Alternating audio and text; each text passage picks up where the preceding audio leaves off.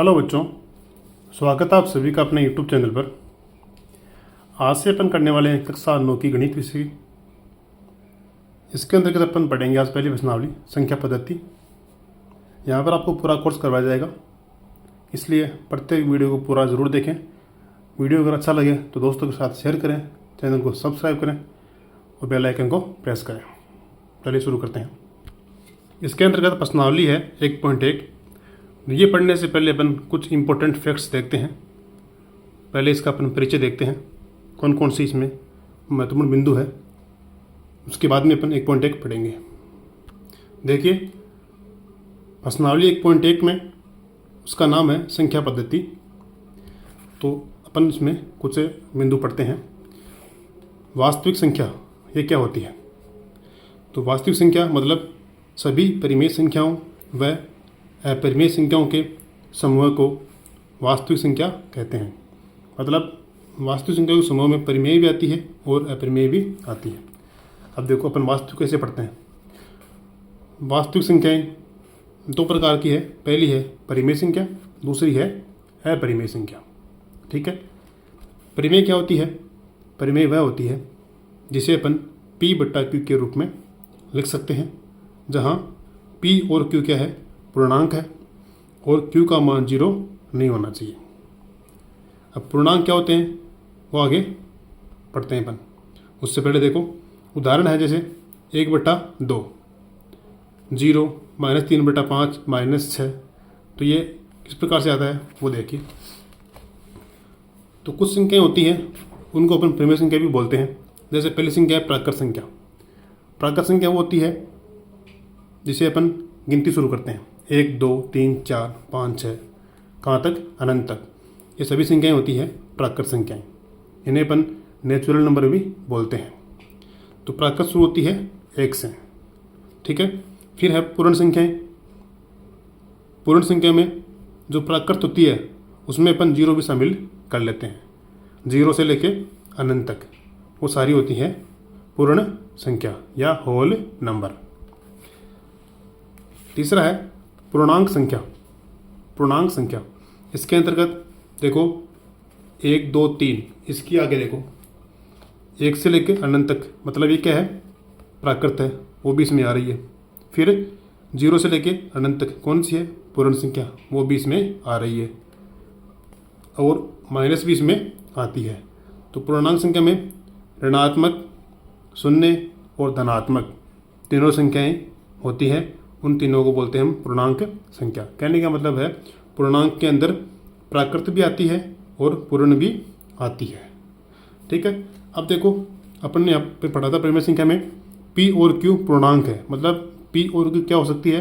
पूर्णांक हो सकती है। पूर्णांक मतलब प्लस की भी आ सकती है, शून्य भी हो सकता है और माइनस भी हो सकता है। लेकिन जो Q है, जो हर का मान है, वो कभी भी शून्य नहीं होगा। यह आप ध्यान रखना। देखो उदाहरण लिया अपन ने 1/2 P/Q के रूप में है, यह परिमेय है। 0 भी परिमेय है। 0 कैसे? कि 0 के अपन बट्टा 1 लगा सकते हैं। 0/1, 0/2 कैसे भी अपन लिख सकते हैं। जैसे 0/2, 0/3, यह सभी परिमेय है। -3/5, -6 है ना। कोई भी संख्या है जिसे प्राकृत संख्या, ये सभी परिमेय संख्या है। क्यों? क्योंकि इनके बट्टा में अपन 1 लगा सकते हैं। बट्टा में यहाँ पे 2 मत लगा देना, क्योंकि 2, 3 ये लगते हैं केवल शून्य के। बट्टा में इन पे केवल 1 ही लगाना है। ठीक है। पूर्ण संख्या भी सभी परिमेय होती है, क्योंकि इनके सबके बट्टा 1 लगा सकते हैं। 0/1, 1/1, 2/1, 3/1, 4/1 सारी परिमेय है। और सभी पूर्णांक भी परिमेय होती है, क्योंकि इनके भी अपन सब में बट्टा 1 लगा सकते हैं। जैसे मैंने यहाँ बट्टा 1 लगा दिया, ये भी परिमेय है। -1/1 ये भी परिमेय है। 3/1 ये भी परिमेय है। 0/1 ये भी परिमेय है। तो कहने का मतलब है सभी प्राकृत संख्या परिमेय होती है, सभी पूर्ण संख्याएं परिमेय होती है और सभी पूर्णांक संख्याएं परिमेय होती है।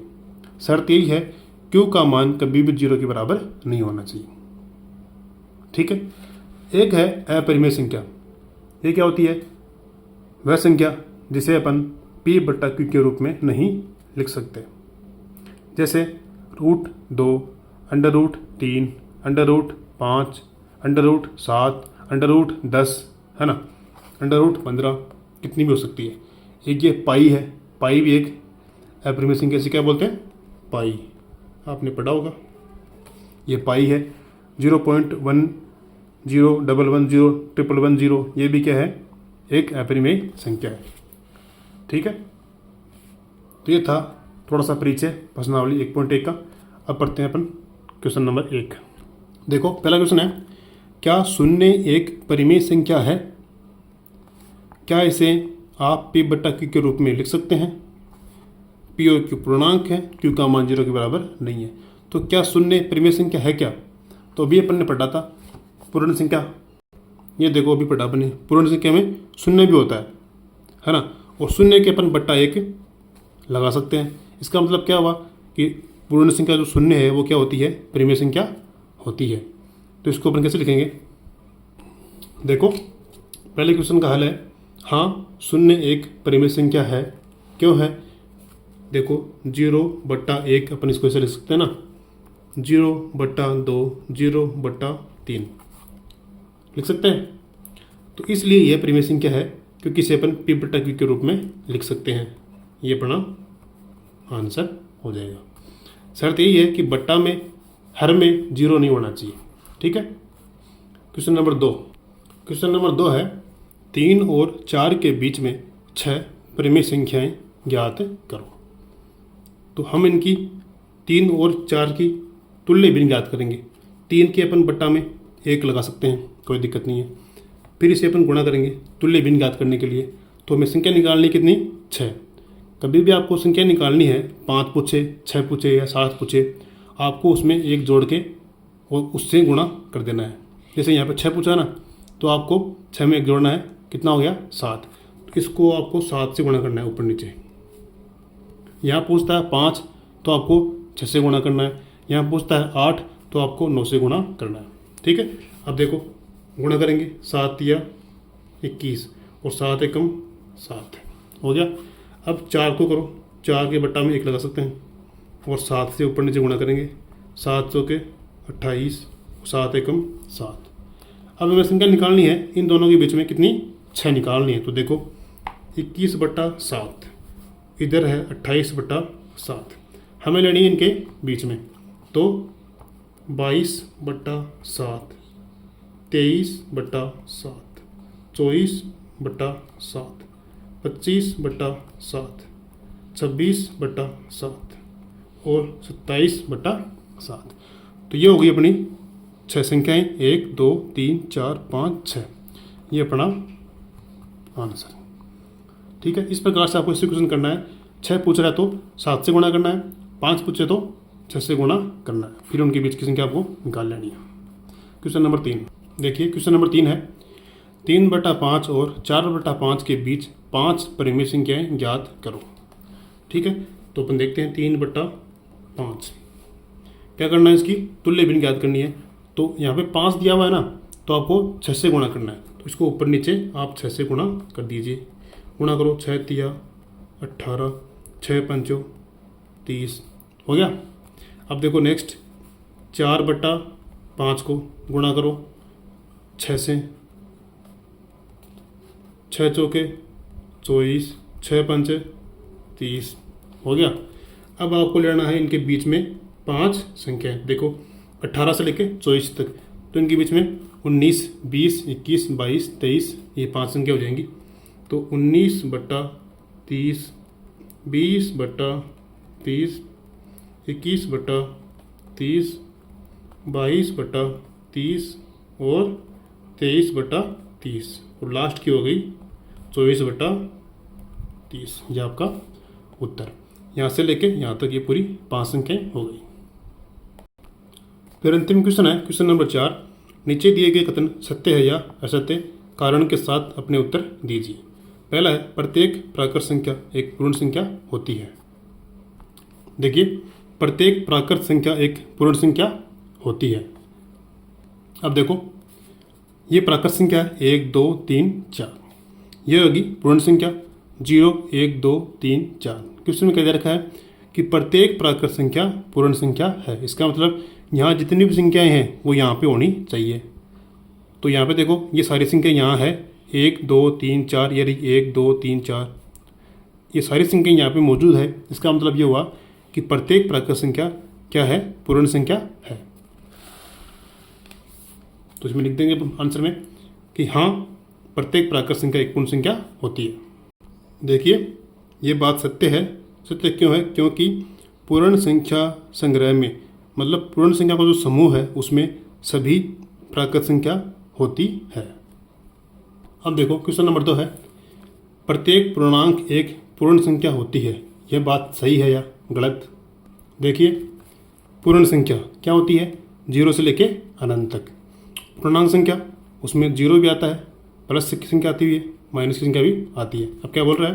प्रत्येक पूर्णांक एक पूर्ण संख्या है। मतलब यहाँ जितनी भी संख्याएं हैं पूर्णांक में, ये सारी की सारी यहाँ पर है, ये बोल रहा है। तो देखो ये सारी संख्या यहाँ पे है क्या? तो नहीं है, क्योंकि यहाँ पर केवल 0 से लेकर अनंत तक ही है। 0 1 2 3 ये संख्या ही यहाँ पे है, माइनस वाली संख्या यहाँ पे नहीं है। तो नहीं होने से ये बात क्या हो गई? असत्य हो गई। असत्य है क्योंकि देखो अपन यहाँ पे देखते हैं -1 यहाँ पे है क्या? नहीं है। -2 यहाँ है क्या? नहीं है। तो माइनस संख्या यहाँ पे एक भी नहीं है, तो अपन यहाँ पे लिख सकते हैं क्योंकि -2 एक पूर्णांक संख्या है जो कि पूर्ण संख्या में मौजूद नहीं है। देखो क्योंकि -2 पूर्ण संख्या नहीं है, माइनस संख्या यहाँ पे मौजूद नहीं है, इसलिए ये बात असत्य है। अब क्वेश्चन नंबर 3 देखिए। क्वेश्चन नंबर 3, प्रत्येक परिमेय संख्या एक पूर्ण संख्या होती है। सही बात है क्या? देखते हैं। पूर्ण संख्या तो ये हो गई 0 से लेकर अनंत तक। परिमेय संख्या ये हो गई P/Q के रूप में। Q पूर्णांक, P और Q पूर्णांक है, Q का मान 0 के बराबर नहीं होना चाहिए। अब देखो यहाँ बोला प्रत्येक परिमेय संख्या, मतलब P/Q की संख्या यहाँ पे मौजूद है क्या? जैसे मैंने मान ली 1/2, ये एक परिमेय संख्या है। 1/2 यहाँ पे है क्या? नहीं है। 3/2 यहाँ पे है क्या? नहीं है। तो कहने का मतलब जितनी भी परिमेय संख्या है वो सारी नहीं कह रहा है, ये बोल रहा है प्रत्येक परिमेय संख्या।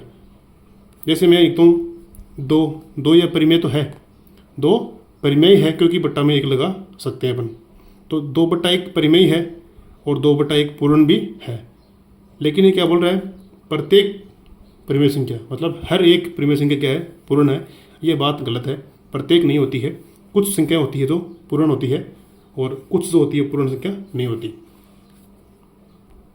तो ये बात असत्य है क्योंकि 1/2 कैसी है? परिमेय संख्या है जो कि पूर्ण संख्या नहीं है।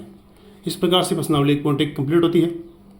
वीडियो अगर अच्छा लगा तो वीडियो को दोस्तों के साथ शेयर करें, लाइक करें, कमेंट करें। चैनल पे यदि नए हैं तो चैनल को सब्सक्राइब जरूर करें। मिलते हैं अगली वीडियो में, तब तक के लिए जय हिंद, जय भारत।